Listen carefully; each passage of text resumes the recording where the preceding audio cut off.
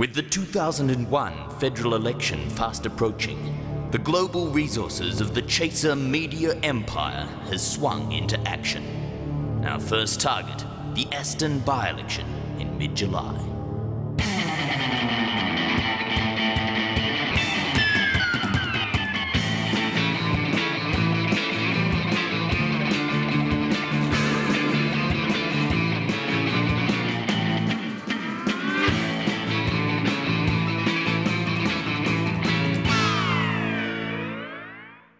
Hello and welcome to the Election Chaser, live from the National Tally Room in Canberra.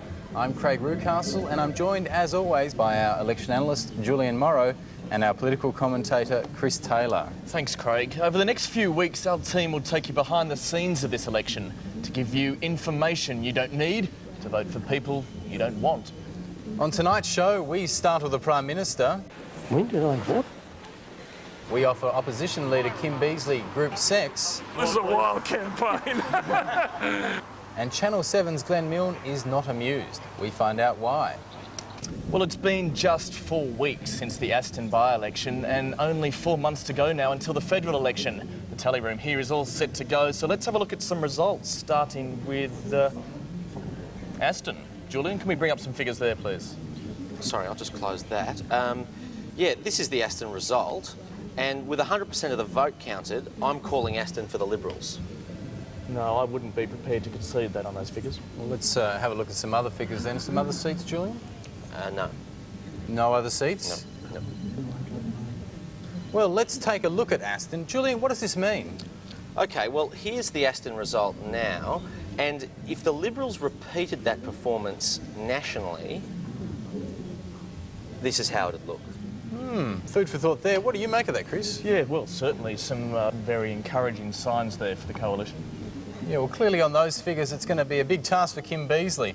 But does he have the discipline to become the Prime Minister? We sent Charles Firth out to put him to the test.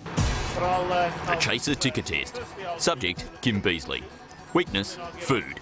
Can the Labor leader survive a doorstop interview without needing a snack? Test item 1, hot buttered corn. Which Howard can respond. It is not that hard. Fail.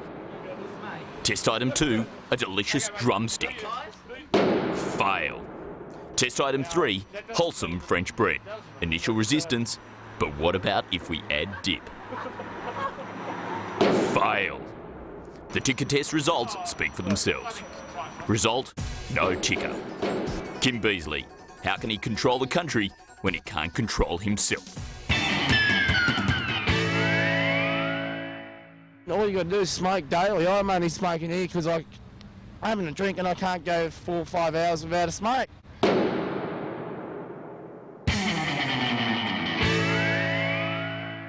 Now, just getting back to that Beazley ticker test footage, which we saw a little bit earlier, there was this fantastic moment behind the scenes involving Channel 7's Glenn Milne. Have you got the footage there? Yes.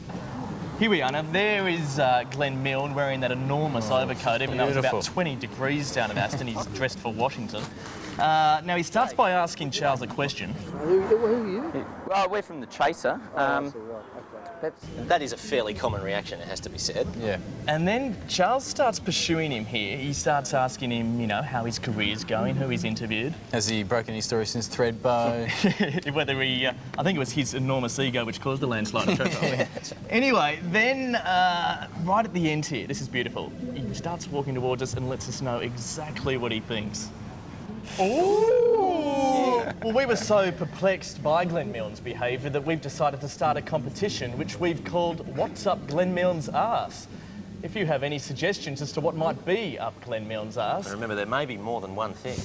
...then you can email them to us here at milne.arse@chaser.com.au. Understanding policy. Part 1. Tax. Liberal policy is to promise income tax cuts. Labor policy is to promise GST cuts. Both parties agree neither has the money to do either. Result, tax cuts will have to be paid for by raising taxes. Welcome back to the National Tally Room. Now to the darker side of the campaign. It's a little-known fact, but in each election, there are actually more losers than there are winners. Well, that's right, isn't it? A lot of people forget that, don't they? A lot of people run for office, but there can only ever be one winner. In fact, Julian, has the computer got any statistics on that win-loss ratio?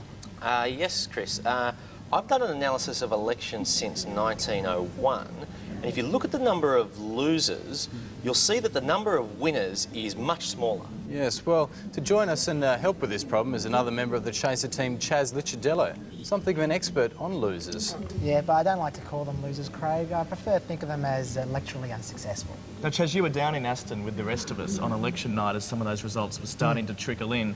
What did you do about the fact that it was such a tight election and so many potential losers? Yeah, there was a lot of need there, Chris.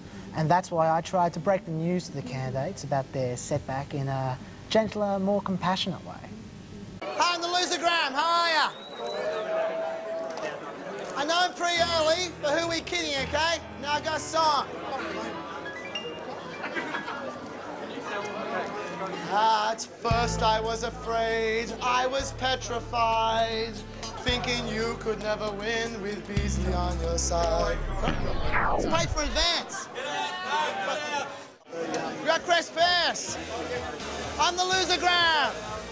Thank you very much. Did you run? It's no surprise just how bad. Wait, what? Sorry. I love you, Ashton. I'm the Losergram. Is Pierre in the house? Pierre! That you'd win today. I laughed at them and I said no way. You never stood even half a chance. That's why I'm here doing the loser dance. That is why, you stopped it. Must admit, you fucked it. That is why, you stopped it. Must admit, you fucked it. Oh, hang on, sorry, one more verse.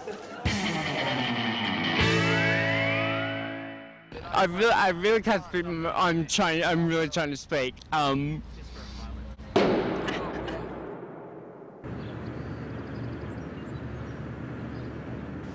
Hi, I'm Trish. And I'm Brenda. And we're from the Greens.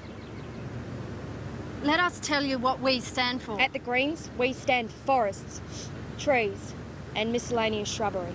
We believe this broad policy platform gives us the right to debate and block the national agenda. On this election day, give your vote to the Greens. But don't use ballot paper because it just uses up the trees. Written and spoken by those two just then. I need to speak really fast because we only had money for a 20-second slot.